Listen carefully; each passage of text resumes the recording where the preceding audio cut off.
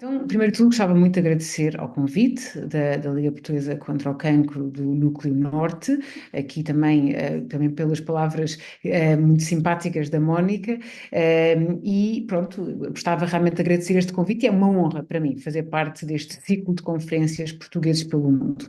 E hoje eu vou falar sobre imunoterapia, como podemos estimular o sistema imunitário para combater o cancro. Mas eu, antes de, portanto, ou seja, a minha apresentação vai ter duas partes. Vai ter uma parte em que eu vou falar da minha carreira, um bocadinho o meu percurso, e vai haver uma parte em que eu vou falar sobre os meus projetos. Mas eu não quero que fiquem assustados, porque eu vou levar tudo isto muito para a parte prática. Então, a minha carreira, isto acho que parece um bocadinho, acho que muita gente se vai identificar com este desenho, ou seja, eu planeava ter uma vida muito linear, não é? Portanto, a minha ideia era, eu fazia o secundário em Lisboa, depois entrava na Faculdade de Medicina, depois ia fazer a Oncologia, que sempre foi o que eu quis, e depois ficava a ter uma posição como especialista aqui em Lisboa. Esse era realmente o meu plano. Mas as coisas não aconteceram desta maneira e realmente a vida encarregou-se de ser rebuscada como é e ficou aqui toda enroladinha. Mas eu acho que até foi melhor, pronto. E então agora vou entrar aqui um bocadinho no que é que eu fiz. E talvez, pronto, não sei, às vezes a partilha de experiências pode inspirar outras pessoas ou não, assustar, mas depois estou disponível para esclarecer alguma coisa que queiram um pouco mais desenvolvido. Mas então como é que foi o meu percurso? Eu, portanto, sou portuguesa, nasci, tenho vivido em Lisboa, mas depois, a partir de uma certa altura, comecei aí a passear um bocadinho pelo mundo, literalmente os portugueses pelo mundo.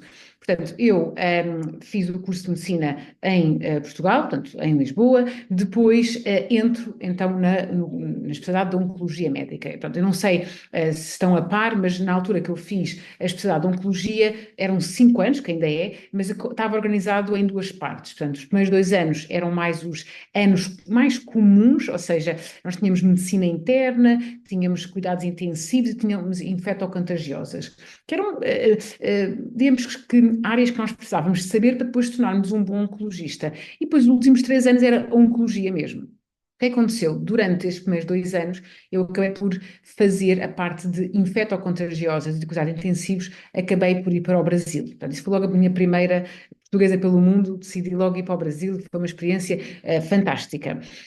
Depois, quando volto, tinha aberto um programa de doutoramento, que não sei se estão a par, que já não, infelizmente já não está, já não existe, mas que esteve aberto durante 4 anos, que era um programa de doutoramento para médicos, que foi patrocinado pela Fundação Champalimau e pela Fundação Gulbenkian.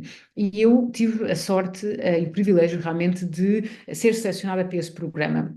Esse programa, na verdade, dava-nos a oportunidade durante 3 anos de ir para um laboratório que nós achássemos que seria o ideal para o nosso projeto. Então, o que aconteceu? Eu estava no meu terceiro ano, pouco sabia de oncologia, esta parte é muito importante, ainda era muito novata nesta parte da oncologia, quando entro num doutoramento desta responsabilidade e com estas oportunidades. E foi muito interessante, porque eu entrei com mais 9 colegas de várias áreas, e eu era a mais nova, a menos experiente, e já havia colegas meus de outras áreas, não eram oncologistas, mas já com uma mente muito aberta para a investigação, o que me inspirou e ajudou muito.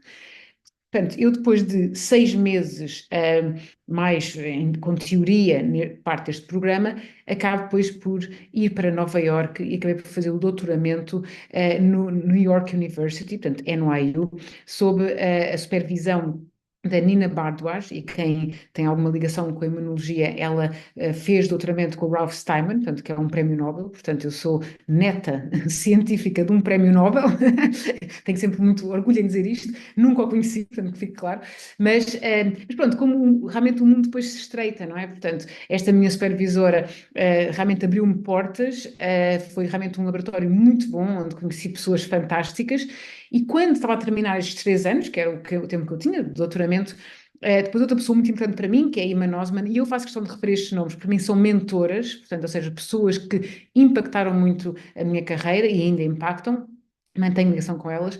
A Emma Osman perguntou-me se eu não queria ficar mais um ano a fazer um fellowship clínico. O que é um fellowship? Quer dizer, pode ser de investigação ou clínico, no caso era mais clínico, com um componente de investigação, que é, na verdade, uma oportunidade para ficar lá, para aprender mais numa área mais específica. E então eu fiz um fellowship clínico e de investigação em melanoma. Para isso tive que fazer os exames, os famosos exames dos Estados Unidos, mas valeu muito a pena, porque eu vi todo um outro lado, e também para quem tiver interesse em saber um bocadinho mais do sistema americano, que eu não sou das pessoas mais fãs do sistema, mas tive uma experiência fantástica. Depois volto para Portugal, termino a minha especialidade, e quando já estava tudo, ok, já terminei, já tive a minha experiência lá fora, agora vou ficar aqui, vou assentar em Portugal, eu tive a necessidade de ter mais uma experiência no estrangeiro. E eu decidi que ia voltar para os Estados Unidos, se calhar já era um bocadinho redutor, e então havia uma pessoa, e acho que é muito importante, eu identifiquei realmente uma pessoa que eu pensei, eu gostava mesmo de trabalhar com esta pessoa, uma pessoa que eu já admirava de ver em congressos, pela forma como ela apresentava os dados, sabendo o que ela construiu no seu país. E então acabei por concorrer a um fellowship, portanto, outro fellowship, ou seja, a ver doentes, na Austrália, com a Georgina Long, eu vou falar dela um pouco a dada altura.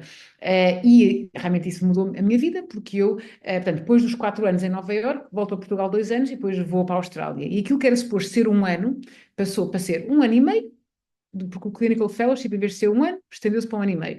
Depois convidaram-me para fazer lá um pós-doc, que é a seguir ao doutoramento, mais uma experiência de investigação, portanto, mais 2 ou 3 anos. E depois acabaram por me convidar para eu ficar lá a liderar os non-melanoma skin cancers, que é o quê? Todos os cancros de pele não melanoma. Portanto, eu fazia um bocadinho de melanoma com os meus chefes, mas depois liderava toda aquela parte que eles queriam desenvolver. Isso deu muito trabalho para ser reconhecida como especialista, mas depois deu um gozo muito grande. Assim, ser reconhecida como especialista, ter os meus próprios doentes lá, depois abriu-me portas, eu acabei por também ter uma posição num hospital público em que eu via doentes de cancro de pulmão e tive uma grande oportunidade de aprender muito sobre ensaios clínicos, especialmente portanto, fase 1 e fase 2. Portanto, foi uma experiência incrível e uma oportunidade de investigação muito grande e muito o que eu vou falar agora, muito não, tudo o que eu vou falar agora nesta apresentação de investigação foi feita lá, não só com o Melanoma Institute Australia, que é esta parte que eu estava a falar, mais clínica, como também com a Universidade de Sydney, e eu mantenho essa ligação com eles. Uma parte que a Mónica também não falou na minha apresentação, porque realmente quando me fizeram o convite não era a realidade que se estava a passar. Eu, por questões familiares e pessoais, acabei por voltar para Portugal há poucos meses. Ainda é uma situação temporária, não sei não sei se vou voltar definitivamente para a Austrália ou se ficar. Estou numa fase que eu chamo de limbo, ou seja, neste momento estou a ver já doentes aqui em Portugal na Fundação Champalimau, que está a ser uma experiência muito interessante, e ao mesmo tempo eu continuo a minha ligação toda de investigação à Austrália. Portanto, estava aqui a dizer à Mónica que eu acordo todos os dias às 5 da manhã para ter reuniões às 5 e meia e amanhã vou para a Austrália para manter contacto com a minha equipa. Portanto, acho que vai ser cansativo, longo termo, não tenho dúvida, mas está a ser muito, muito gratificante. Pronto, e dada esta introdução, que é muito mais do que uma introdução, mas porque eu quero fazer jus ao nome de Portugueses pelo Mundo, acho que eu faço muito jus a esse nome, isso adoro. Mas eu acho que a parte de portugueses pelo mundo é muito importante, ou seja, eu acho que sermos portugueses e irmos com a visão portuguesa para o mundo é um diferencial. Pronto. E isso, por acaso, era uma coisa que eu queria com a minha filha. Eu queria que ela crescesse cá e depois que fosse ganhar o mundo. Porque há muita vantagem em ter a nossa visão portuguesa. E, dado isto, então vou falar um pouco dos meus projetos. E, por favor, não se assustem, porque isto aqui não vai ser uma aula, não vai ser, eu não vou entrar em nenhum detalhe de médico ou de investigação, mas eu gostava que passasse a imagem, não sei se vou conseguir, de explicar como é que os meus projetos são extremamente práticos para ajudar o doente. Até podem parecer, e alguns são um bocadinho moleculares, mas a pergunta é sempre muito clínica. E espero que essa mensagem passe para vocês e depois hoje tens que responder a perguntas. E eu vou um bocadinho ao longo desta apresentação assumir que há sempre pelo menos uma pessoa que não sabe muito sobre o tema. Portanto, se calhar, vou explicar um bocadinho coisas que outras pessoas, se calhar, sabem muito facilmente. Não tem mal. Bom, então é assim. O melanoma, portanto, eu trato melanoma principalmente, trato outros, mas este é o principal, que é um tipo de cancro de pele. O melanoma, como os outros cancros todos, dividem-se em 4 estadios. Porque isso às vezes é importante, as pessoas ouvem o que é isso, estadiamento, não tem a ver com agressividade, não tem a ver com o grau, estadio é pura e simplesmente onde é que o tumor está bem? E portanto, de uma forma muito global, o que eu vou explicar no melanoma aplica-se a outros cancros, só que em outras localizações. Por exemplo, Estádio 1 e 2 é quando o tumor é localizado. Tanto faz, portanto, no caso do melanoma, há de ser um sinal na pele, não é? Portanto, um sinal que é maligno já. No caso do pulmão, será uma lesão no pulmão, se for na mama, é uma lesão na mama. Estádio 3 é quando as células tumorais, mas que foram originadas dali, porque às vezes há esta confusão, há outro tumor. Não, não. São as mesmas células que fugiram daquele tumor primário e foram para os gânglios.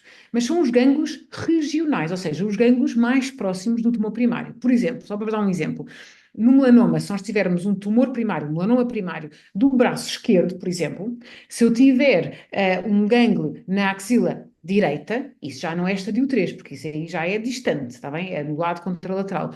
Portanto, nós estamos a falar de estadio 3 quando o gânglio está afetado, mas é o gânglio mais perto. E depois o estadio 4 é aquilo que a gente fala mais frequentemente de metastático, não é? Quando está metastizado para órgãos, por exemplo, quando vai para o cérebro, ou para o pulmão, ou para o osso, ou para o fígado, está bem? Pronto. Eu, nesta apresentação, vou falar principalmente estadio 3, 4 e 3. Eu vou começar com o 4, está bem? E vou um bocadinho falar do tipo de investigação é que eu faço. Então, vou começar então com o 4. Vamos lá. Agora quero que nós todos entremos um bocadinho na jornada de um doente de melanoma estadio 4. Quando há esse diagnóstico, vem tipo uma bomba, não é? A pessoa fica perdida, não é? Em estado de choque, sem saber nada. E várias perguntas começam a surgir. Qual é que é o melhor tratamento para mim? É verdade, eu peço desculpa que os meus slides estão em inglês, mas eu vou sempre falando tudo em português e, portanto, o que eu estou a dizer é o que está o slide. A primeira pergunta que o doente pensa é, uma das primeiras é, qual é que é o melhor tratamento para mim? Mas a outra é, ok, quando o médico diz, ok, vai fazer o tratamento A, mas será que vou responder a esse tratamento? E depois, se não responde, se o tumor for resistente, não é? Que é uma coisa que não tem nada a ver com o doente quer sempre que responda, e o médico também, mas às vezes o tumor é resistente, ou seja, não responde da forma como nós queremos ao tratamento. A pergunta é, porquê e como é que nós conseguimos ultrapassar essa resistência?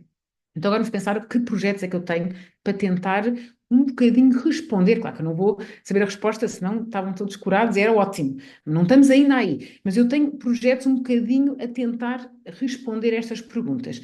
Então, por exemplo, a primeira, portanto, ou seja, o diagnóstico. Claro que aqui este projeto não responde ao diagnóstico, mas tem um bocadinho a ver com a biologia do tumor, sem estar muito a ver com o tratamento. Então, eu aqui tenho o meu colega, e ao longo da apresentação vou mencionar colegas muito especiais, só para explicar que este trabalho não se faz sozinho. Este colega é o Dr. Ismael Vergara, ele é do Chile, mas trabalha na Austrália, é um guru da parte genómica, é mesmo espetacular. E o que é que eu estava a fazer um projeto separado dele, aliás, antes de ele chegar ao laboratório, ele chega e nós juntamos a nossa expertise e forças, e ele levou este projeto para outro nível. Que é o quê? É tentar mapear os padrões de metastização. Porque quando nós chegamos ao estadio 4, é diferente se o doente tem metastização cerebral ou se tem metastização, por exemplo, no pulmão. E mais, nós começámos a perceber que se calhar há padrões, se calhar não é um tanto faz, se calhar há associações preferenciais. E essas associações preferenciais podem ter impacto na resposta à terapêutica e depois no prognóstico global. E é isso que nós, isto aqui ainda é um projeto que está a decorrer, mas, por exemplo, nós começámos já a verificar que no melanoma há associações como metástases cerebrais acontecem mais associadas a metástases pulmonares, que não estão tão associadas com metástases hepáticas, então, ou seja, no fígado ou no osso. Mas, ao contrário, realmente osso e fígado acontecem muito conjuntamente, portanto, muito frequentemente.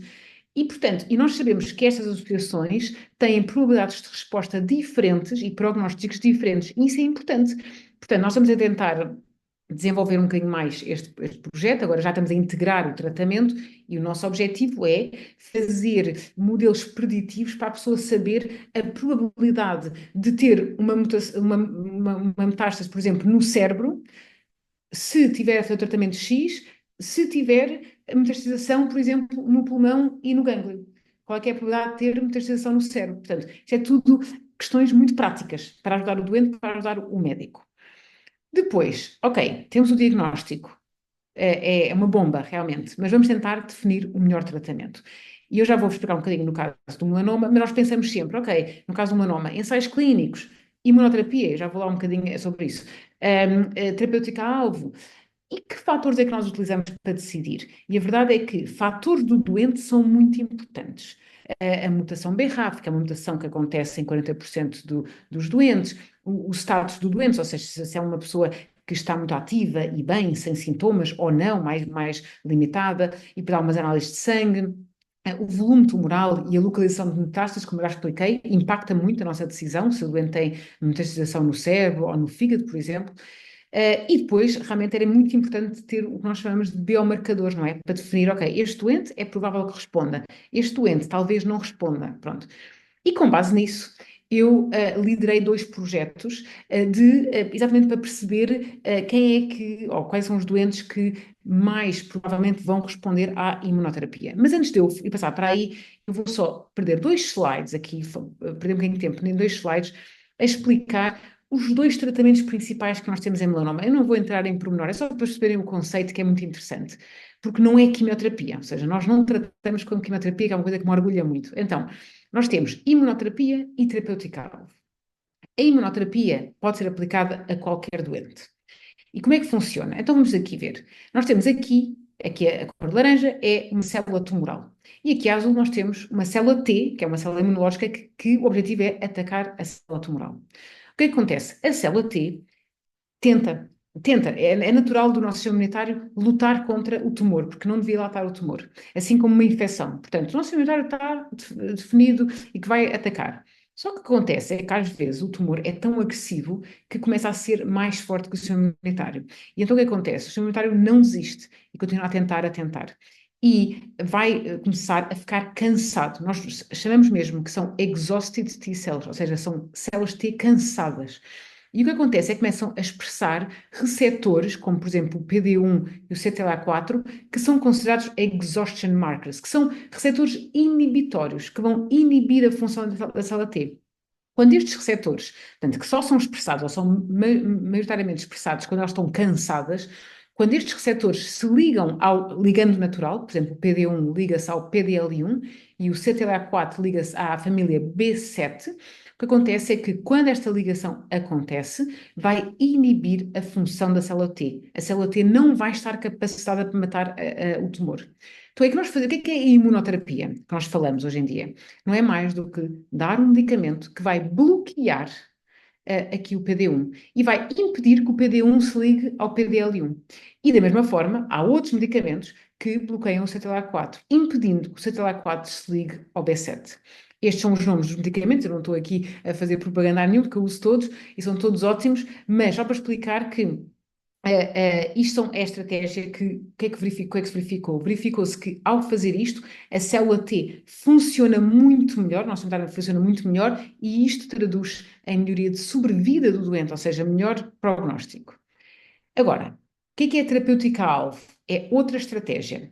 No melanoma, nós sabemos que há mutação no BRAF em 40% dos casos. Mas o que é exatamente isto? Portanto, em células normais, portanto, condições normais, sem melanoma, sem mutação, o que é que nós vemos? Nós temos esta pathway, que é a RAS-RAF pathway.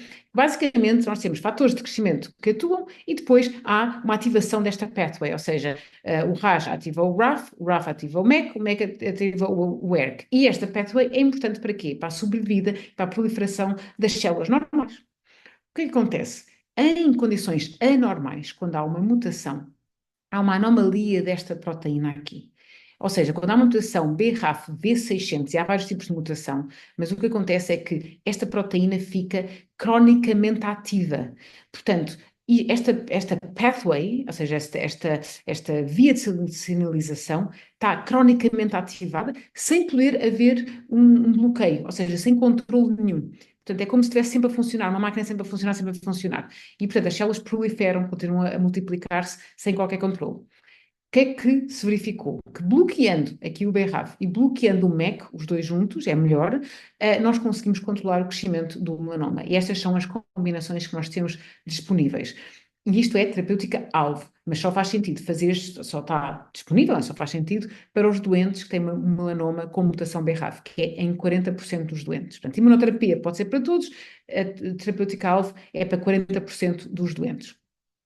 Mantendo isto em conta, Como é que nós então fazemos? Eu só queria dar aqui, eu gosto muito deste slide, que na verdade eu roubei da minha chefe, que é a Georgina Long, para mostrar onde é que nós estávamos, onde é que nós estamos agora.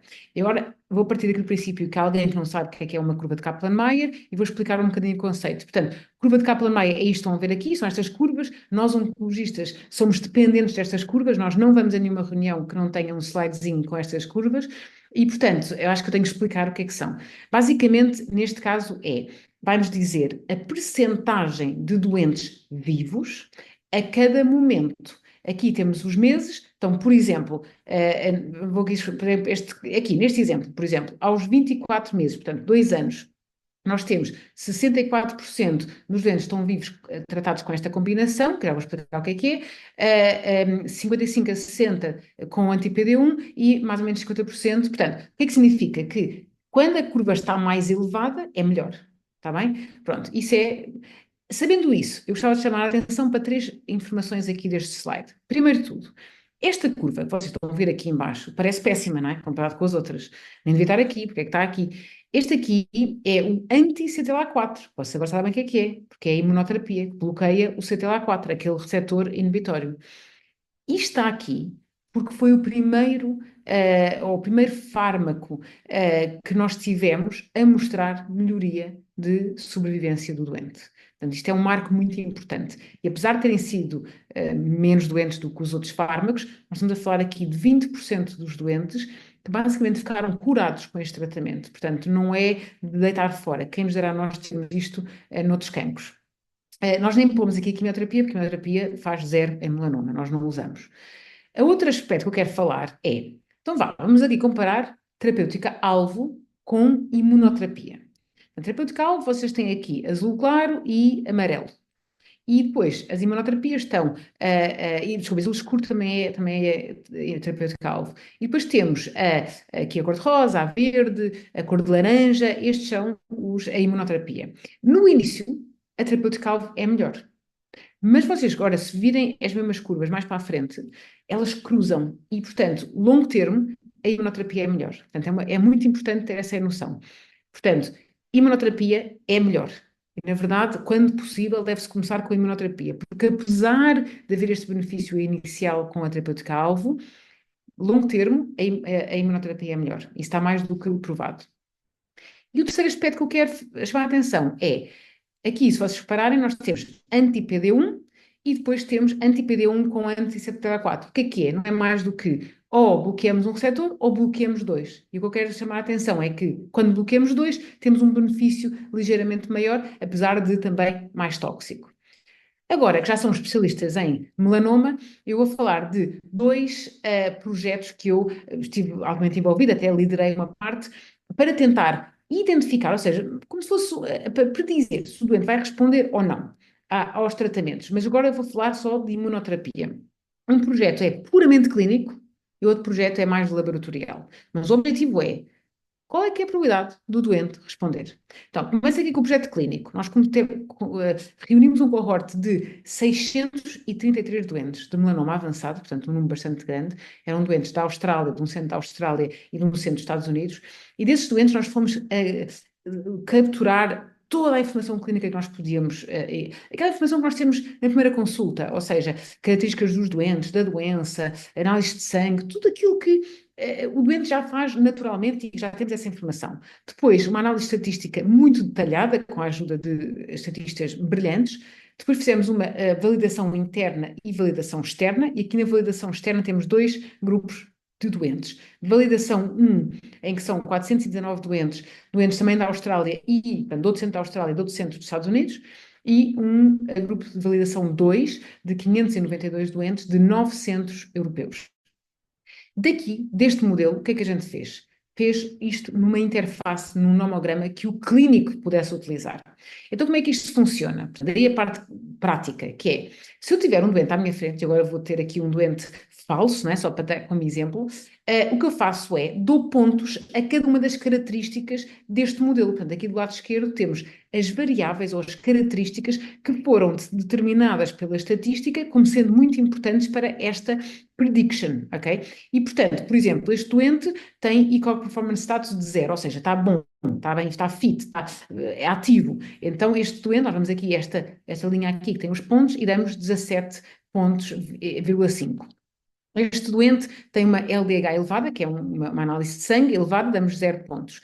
E fazemos assim para todas as características. Portanto, o rácio de neutrófilos linfócitos é de 9 e, portanto, vamos dar 17,5 pontos. O doente não tinha metástases pulmonares, tinha metástases hepáticas, damos 0 pontos.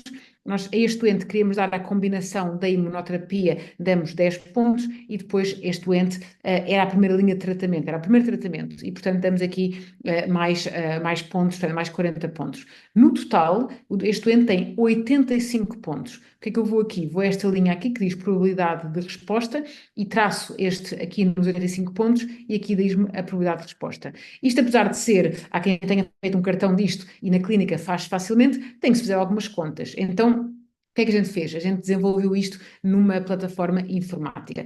Mas quão bom é este modelo? Tem uma AUC, portanto, para quem está habituado, ou seja, bastante bom, de 0,7. Isto aqui com fatores que não custam nada, já estão disponíveis para o doente, para nós usarmos como informação. Mas como eu disse, isto aqui, portanto, é um modelo para predizer a resposta, nós também temos para predizer a sobrevida livre de progressão e a sobrevida global. Mas para simplificar a vida de todos nós, se vocês forem a esta página www.melanomarisc.org.au, vocês vão ver que há uma página parecida com esta, mas com mais, agora temos mais.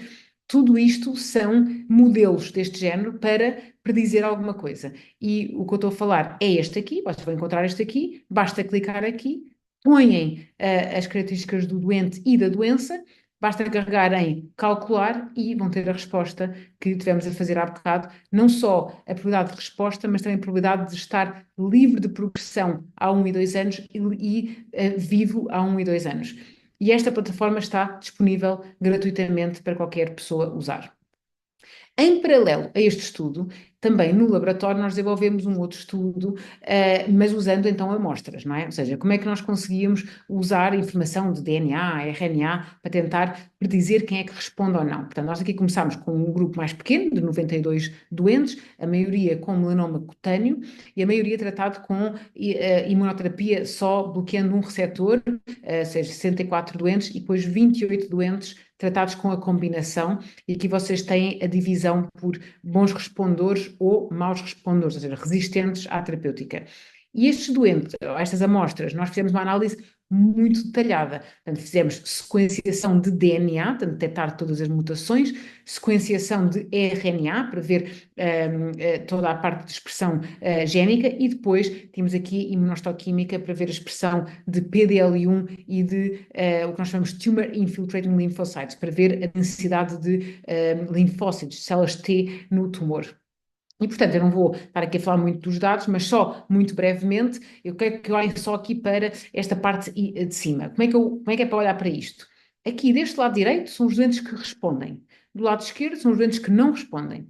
E aqui está o tratamento, ou seja, a azul é a combinação de dois medicamentos, a cor de laranja é, portanto, um medicamento sozinho, uma imunoterapia sozinha. Mas, independente do tratamento, o que eu quero salientar aqui é que se nós olharmos para aqui os bons respondedores versus os doentes resistentes ao tratamento, há maior número de mutações, aqui é o número de mutações por tumor, há um maior número de mutações nos bons respondedores do que nos maus respondedores, ou seja, nos resistentes. Nós chamamos isto de Tumor Mutation Burden, ou seja, é maior aqui, o maior número de mutações. Quando olhamos para as expressões dos genes, nós verificamos que há uma resposta imunológica mais marcada nos respondedores. Ou seja, como é que eu analiso isto? A verde são os respondedores, a amarelo são os resistentes, portanto, os tumores resistentes ao tratamento. E aqui é o tratamento. Mas aqui que podemos ver é as diferenças entre os respondentes e os não respondores têm tudo a ver com esta resposta imunológica. Portanto, faz sentido que nos doentes que respondem bem ao tratamento, tem um sistema imunitário que cria uma resposta imunológica mais exacerbada, que é isso que estamos a ver aqui. Nós chamamos isto de interferão gama, que é uma forma de interpretar esta resposta imunológica. Também olhámos para o número de TILs, ou seja, de linfócitos no tumor, e a expressão de PDL1. E mais uma vez, e como esperado, nos tumores com uma boa resposta, nós temos uma maior densidade de células linfocitárias e também uma maior expressão de PDL1. Portanto, tudo isto é no sentido de uma maior resposta imunológica. Mas isto são dados muito isolados. O que a gente queria era, ok, que fatores é que são importantes? E, portanto, nós juntámos estes fatores todos e o que é melhor para predizer uma boa resposta é a combinação do número de mutações, do Tumor Mutational Burden, e esta signature de interferon gama. Isto foi validado noutro cohort, com um AUC bastante bom, de 0,84. Antes era de 0,7, mas antes era gratuito, não é? Mas o que nós queremos, e aqui eu quero dar aqui o crédito, não é, para a Georgina Long, que é a minha tutora, e o James Wilmont, que eu faço parte desta plataforma, mas liderada por eles. Basicamente é uma plataforma em que tenta juntar isto tudo. Ou seja, basicamente junta os dados clínicos com os dados do DNA, do RNA, de proteína, de imunohistoquímica, e basicamente como é que isto funciona. Isto já está a acontecer, que é, temos um doente, fazemos uma biópsia, essa biópsia vai para esta plataforma, dados clínicos são colhidos, faz toda a análise que se pode fazer e depois sai então um report, como se fosse um relatório, e que diz qual é que é a probabilidade do doente responder a estas terapêuticas. Isso ajuda-nos porquê? Porque se o doente tiver uma alta probabilidade de responder, o doente vai para o tratamento standard. Mas imaginemos um doente que, à partida, nós achamos que vai ser provavelmente resistente. Se nós tivermos um ensaio clínico disponível que nos pareça muito bom, uma boa oportunidade, se calhar é um bom candidato. Pronto, isto é só o tipo de utilização que nós temos para este tipo de plataforma. Muito bem, então, já falámos sobre os padrões de metastização, já falámos sobre dois projetos ou duas formas de dizer o doente responde ou não responde. Ok, definimos a primeira linha, mas o doente não respondeu, portanto, foi para o tratamento e não respondeu. Como é que a gente define a segunda linha? Porque está tudo interligado. Então, só para explicar, eu não vou entrar em detalhes nestes projetos, mas só para explicar que na nossa linha de investigação nós tentamos cobrir todas essas etapas do doente, para o doente não ficar descalço, está bem? E, portanto, eu aqui vou focar muito brevemente nestes três pontos. Então, terapêutica-alvo. Nós falamos da terapêutica-alvo e eu falei pouco aqui, eu vou falar pouco. Mas só para explicar que a Georgia Braden, que é esta que está aqui, é uma das minhas estudantes de doutoramento e está neste momento a dedicar, portanto, já vamos no terceiro ano, e vai depois para o quarto ano, a dedicar a este cohort, que é um estudo desenvolvido lá na Austrália, em que estuda exatamente isso. Qual é que é a melhor forma de combinar ou de sequenciar a imunoterapia com a terapêutica-alvo? Está bem? Não tenho aqui dados para mostrar hoje, também não é o coisa, mas só para vos explicar que está a ser respondido. A outra pergunta é: nós vimos que dar portanto, a combinação de imunoterapia é ligeiramente melhor do que dar só um. Mas esse benefício é cerca de 10%. E esse benefício é à custa de muita toxicidade. Então, muitos doentes começam com um único fármaco, porque é menos tóxico, e grande parte responde. Mas para aqueles que não respondem, qual é que será depois o benefício desta combinação? Ou seja, de fazer essa combinação das duas imunoterapias. E isto foi um trabalho liderado por nós, que verificou que nesses doentes que são resistentes a um fármaco, se nós subsequentemente dermos dois fármacos, 30% dos doentes respondem. Esta é uma informação muito importante e este ensaio, não é ensaio, este artigo que nós lideramos e publicámos no Lancet Oncology, deu origem à aprovação deste medicamento, desta combinação, neste contexto, em muitos países da Europa, no Canadá e na Austrália. Portanto, teve um impacto muito grande para os doentes. Ok, mas quem é que são esses doentes que respondem? Porque é um mistério, não é? Então, quer dizer, o doente é resistente a um medicamento e nós depois vamos dar outra vez esse medicamento com mais outro e 30% dos doentes respondem.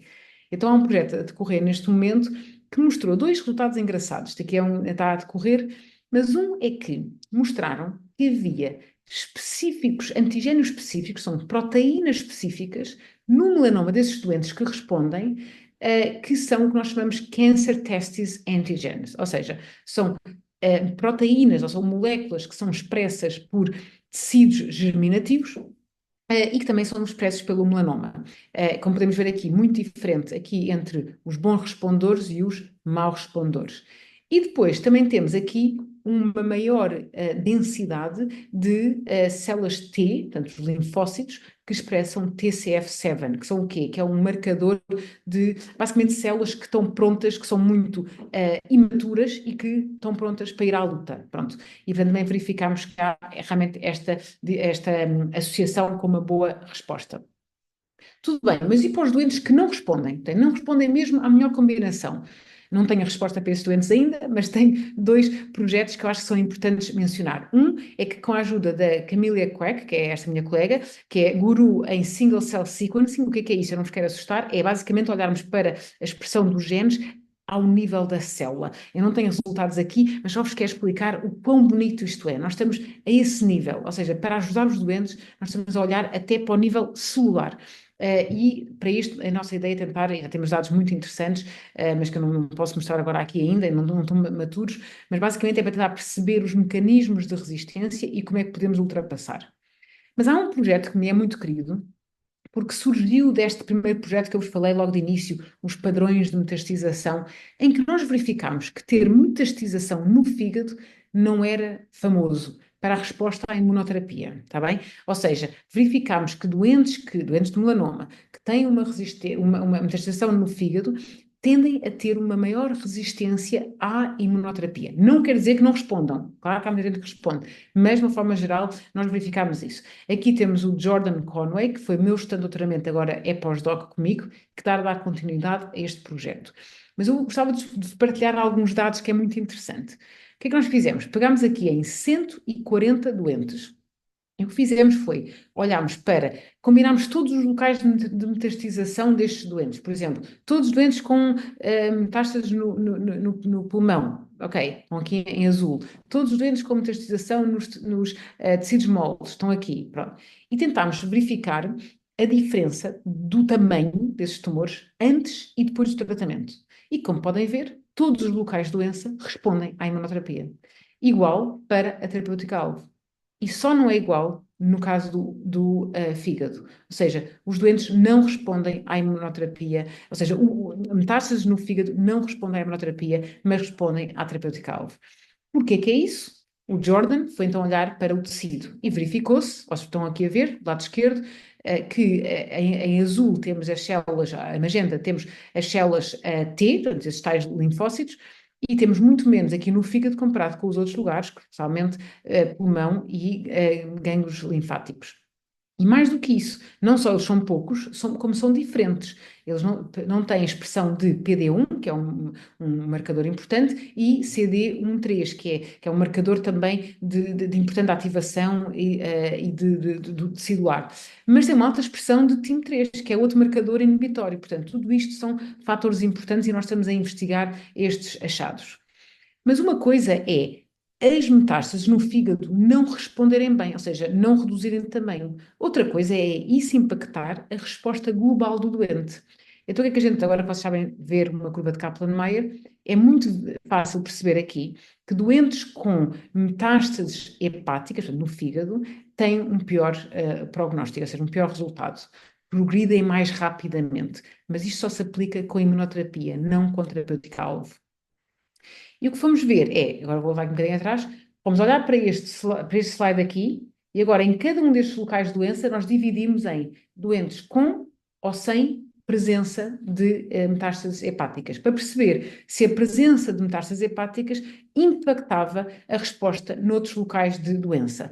E é o que vimos aqui. E o que podemos verificar é que lesões na suprarrenal e nos gânglios linfáticos têm uma pior resposta quando o mesmo doente também tem lesões hepáticas, está bem? Portanto, isto é um resultado bastante interessante e que nos levou a tentar perceber o que é que há no sangue periférico que nos dê uma indicação que seja diferente entre os doentes com metástases no fígado versus aqueles doentes que não têm metástases no fígado. E o que nós verificamos é que há três moléculas, citocinas e quimoquinas, que é eutexina 2, IP10, que é o CXL10, e interleucina 8, que realmente estão elevadas no sangue, no plasma dos doentes com metástases hepáticas, comparado com os doentes que não têm metástases hepáticas. E isto foi muito engraçado, porque eu, quando vi este resultado, pensei, se calhar foi só um resultado sem relevância. Mas na literatura, em papers diferentes, em artigos diferentes, estas mesmas moléculas são descritas como também estando elevadas em doentes com cancro do cólon, mas com metástases hepáticas quando comparado com doentes que não têm, ou seja, com doentes do cancro de cólon que têm metástases no fígado versus aqueles que não têm metástases no fígado. Parece então um padrão muito específico do fígado. Portanto, nós estamos este é um projeto que está a decorrer e que, em princípio, esperemos nós que vai realmente dar opções terapêuticas para os doentes que têm metástases hepáticas. Mas nós estamos a tentar olhar para outras opções e há aqui duas combinações interessantes, que é imunoterapia com outra imunoterapia, que é esta aqui, a ela é que está a desenvolver esse projeto, sob a minha supervisão, e aqui o Alex está a olhar para a imunoterapia com terapêutica-alvo, mas outra terapêutica-alvo também estamos aqui a estudar. Só para mostrar que nós estamos a tentar cobrir todas as questões mais importantes e com uma equipa bastante alargada. Mas eu, apesar de eu achar que o estadio 4 é muito importante, o estadio 3 eu acho que é onde a gente vai ter que aqui desenvolver mais, porque é onde a gente pode realmente curar os doentes. E agora vou ser bastante breve, mas só para explicar. No estadio 3, como eu já vos expliquei, temos um melanoma primário no braço e temos então um gânglio na axila grande e palpável. Até há uns anos atrás, o tratamento era cirurgia, mas entretanto percebemos que isso não era suficiente porque o melanoma voltava. E então, o que é que se fez? Ok, um ano de imunoterapia a seguir vai resolver. E realmente ajuda muito, reduz para metade a probabilidade de recaída. Mas o que nós sabemos que é melhor e aprendemos isto há pouco tempo, 2 anos, foi que um curto curso de imunoterapia antes da cirurgia melhora isso ainda muito mais. E então, há realmente muitas vantagens da imunoterapia neoadjuvante, que é antes da cirurgia, versus imunoterapia depois da cirurgia. Há três vantagens principais que eu vou salientar. A primeira é que é melhor para os doentes, ou seja, vocês conseguem ver aqui que a linha azul, que é a neoadjuvante, é melhor do que a linha vermelha. A segunda vantagem é que nós, como o doente faz terapêutica, um curso muito pequeno, de 6 semanas, e depois faz cirurgia, nós com a resposta patológica na amostra cirúrgica, já conseguimos meio que dizer, ok, você teve uma ótima resposta, vai correr tudo bem, ou, ok, vamos ter problemas, vamos ter que pensar agora numa segunda linha.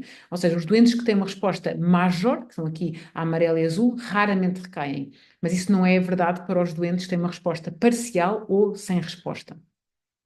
E a terceira vantagem, para mim, uma grande vantagem, é que é uma plataforma de investigação fabulosa. Nós temos o resultado clínico logo, às 6 semanas, e temos amostras longitudinais e do mesmo doente, antes e depois do tratamento, não só do tumor, como de sangue, também amostras de fezes, que é importante para a análise de microbioma.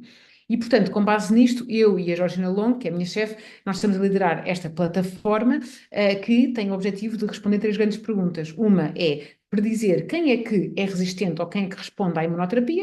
Dois, perceber como é que os doentes respondem, quais são as células importantes para que a gente possa monitorizar no sangue. E o terceiro objetivo é personalizar um tratamento para os doentes que são resistentes, com vacinas personalizadas. E com isto eu gostava só de terminar, mas de convidar toda a gente, não só a ir àquela plataforma que eu vos disse que era gratuita para verem os modelos que nós temos disponíveis, mas também esta página que tem muitos materiais educacionais para doentes de melanoma e não só, vale mesmo muito a pena e para médicos vale muito a pena. E portanto com isso estava de agradecer aqui a representação da minha equipa da Austrália, mas claro que quero agradecer a toda a gente em Portugal que foi aqui que fui formada e pelo convite mais uma vez.